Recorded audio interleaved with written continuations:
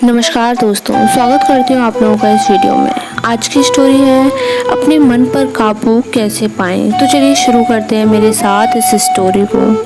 एक बार एक व्यक्ति अपने काम से लौटकर घर आया और साथ में पनीर लाया और अपनी पत्नी को कहा कि आज मेरे लिए बढ़िया पनीर की सब्जी बनाना, क्योंकि आज मैंने बहुत काम किया है और मुझे बहुत ज़्यादा भूख लगी है और मुझे कुछ अच्छा खाने का मन था। उसकी पत्नी कमरे से बाहर आई और पनीर लिया और कहा कि बिल्कुल आप हाथ पैर धोकर तैयार हो जाइए, मैं आपके लिए बहुत ही स्वादिष्ट खाना बनाती हूँ।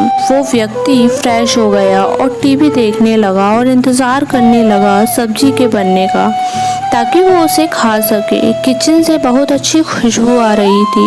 वो व्यक्ति बस सोच रहा था कि जल्दी से खाना बन जाए ताकि मैं अपनी भूख मिटा सकूं।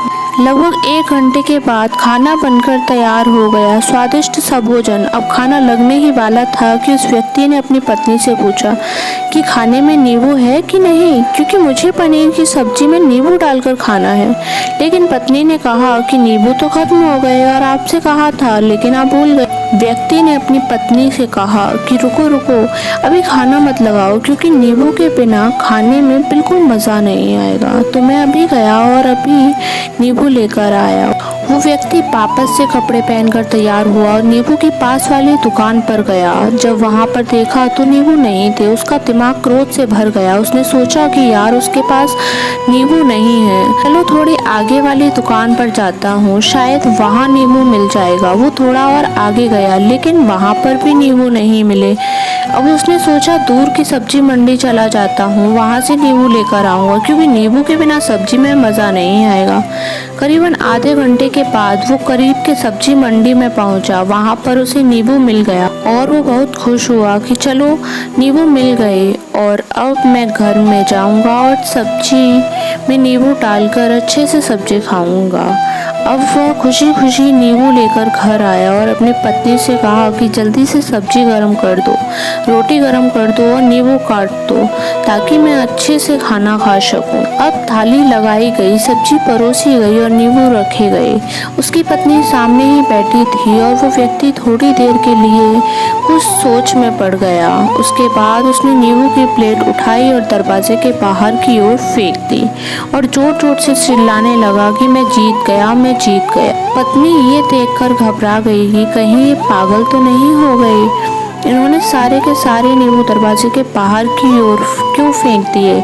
उस पत्नी ने उस व्यक्ति पर चिल्लाया और कहा कि आप पागल हो गए हैं। अभी तो इतनी देर तक नींबू के बारे में पूछ रहे थे और अभी जब नींबू घर पर ले आए और खाने बैठ गए तो आपने नींबुओं को दरवाजे के बाहर फेंक दिया और अब चिल्ला रहे हैं मैं जीत गया, मैं जीत गया। पत्नी पूछी, आप किस चीज़ में जीत गए? हुआ क्या?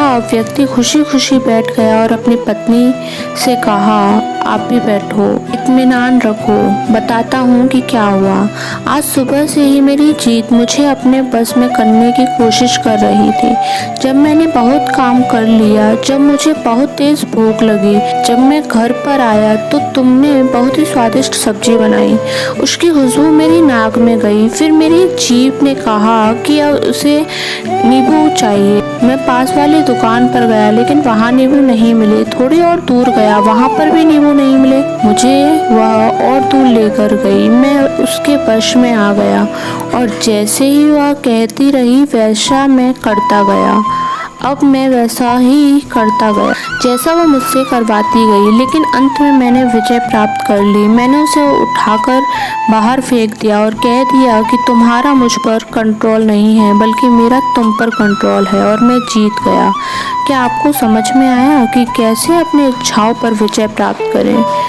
कई बार लोगों को शराब पीने की आदत लग जाती है और इस चक्कर में वो भटकते रहते हैं। यदि एक जगह नहीं मिलती तो दूसरी जगह जाते हैं, दूसरी जगह नहीं मिलती तो तीसरी जगह जाते हैं। और अक्सर युवाओं के साथ ऐसा ज़रूर होता है कि वो शराब पीने के लिए बैठते हैं, सारी शराब खत्म हो जाती है।